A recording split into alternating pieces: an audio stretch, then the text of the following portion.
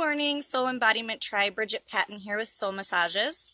And I just wanted to hop on here and kind of connect some dots for how our soul purpose and our emotional intelligence and money are connected.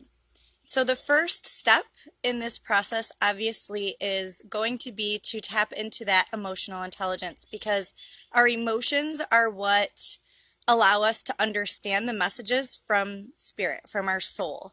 So when our soul is communicating with us, with our brain, our artificial intelligence upstairs, we are able to feel the sensations in our bodies. And so that's why it's so important that we allow ourselves to feel everything, the good and the bad. And I don't really believe that there are good and bad emotions. I believe that there are just emotions that help us navigate here. And when we allow ourselves to feel the contrast, it carries us through the ebbs and flows of energy in the world, in Earth, and the experiences and the situations that we have and that we go through. And when we allow ourselves to feel everything, it helps us better navigate in the future.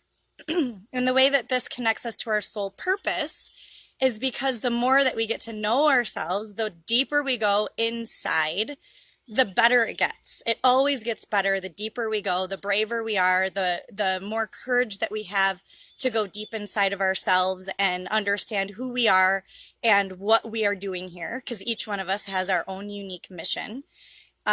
When we allow ourselves to do that, we get to discover what that soul purpose is. And our purpose really is to just be our authentic selves. But people don't really know what their authentic self or who their authentic selves are, because we carry projections around with us. And what projections are, the easiest way to describe it is if you see somebody eating a new food maybe that you've never tried before, and they're snarling and they're like, they don't really like it. Maybe they make a comment about the smell, and then you go to taste it. Already your brain has a preconception of the taste and the smell based off of what this other person is projecting. And now we carry that with us until we get to taste it. And the taste is already skewed. It's not going to be a fresh experience based off of, what their attitude is towards it. And that actually happens with our emotions. And we judge our emotions and we have expectations around how we feel. And what happens is we eventually disconnect from ourselves because we judge those emotions, and our artificial intelligence, our brain, its job is to keep us safe.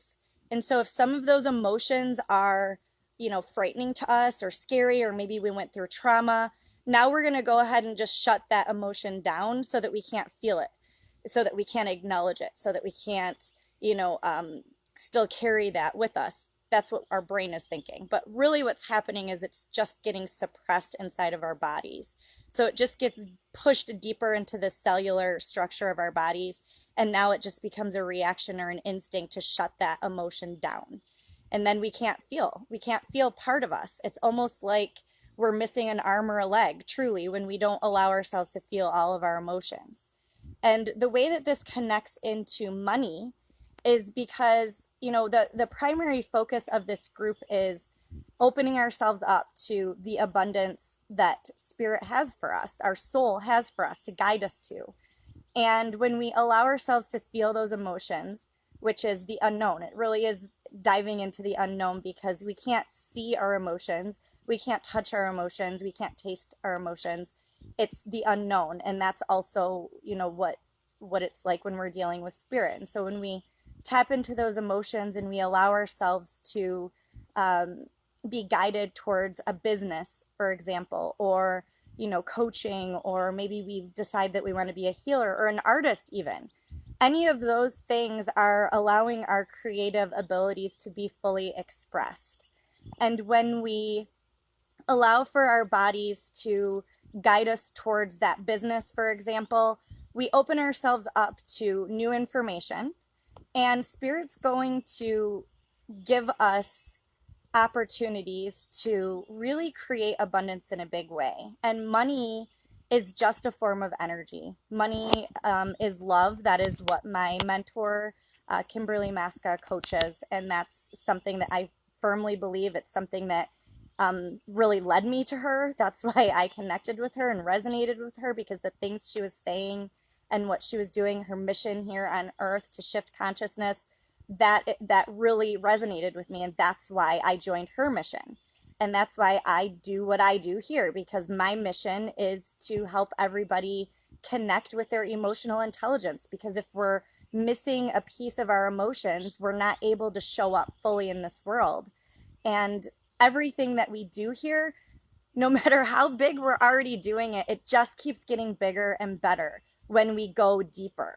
But if we don't know how to go deeper and we don't know how to ask those questions, we're really cutting ourselves off from a piece of the puzzle, a piece of the pie, essentially. And so when it comes to money, it's in direct reflection to our worth, our self-worth. And so if we don't have those bottom 5 chakras, from the throat down to the root chakra, if we don't have a connection to those in the earthly realm, then we're not going to be able to manifest money. We're not going to be able to, really bring that money forth in a fluid way. Like maybe it's spontaneous money that comes in. Maybe you have a couple really good months and then it kind of goes into a lull, and vice versa. So when that happens, that's a good message to you that there's a self-worth issue going on inside, that there's a belief system or a program that's running. Somebody told you something. I heard somebody recently say that, the more money you have, the more problems you have. There's tons of sayings like that kind of float around that we don't even realize that our subconscious mind picks up on and decides to kind of store it to keep us safe. And it's just, it's stuff that's not true, stuff that was manifested by man, things that were ideas that came up from men. And so when you think about your money, you really have to be mindful of the way that you feel about it, the way that you think about it, the way that you're handling it. What do you look and feel like when you're paying a bill? What do you think when you are getting ready to receive money? Do you feel guilty about it? Are you, not feeling worthy to have this amount of money? Maybe you feel like a fraud. Like I hear that a lot. People say that they feel like a fraud when they're receiving money because there's a part of themselves that they aren't connected to, because when you're fully connected to yourself, everything falls into place. Everything is easy. Everything flows. And that happens, again, through your emotional intelligence. So if any of you guys have any questions about this, or maybe you want to have a conversation and go a little bit deeper into what that emotional intelligence can do for you when you increase that, reach out to me and we'll do that. We'll have a conversation. Otherwise, pop your comments in the video, and I hope you guys have a good rest of your day, and I'll see you in the next video. I love you.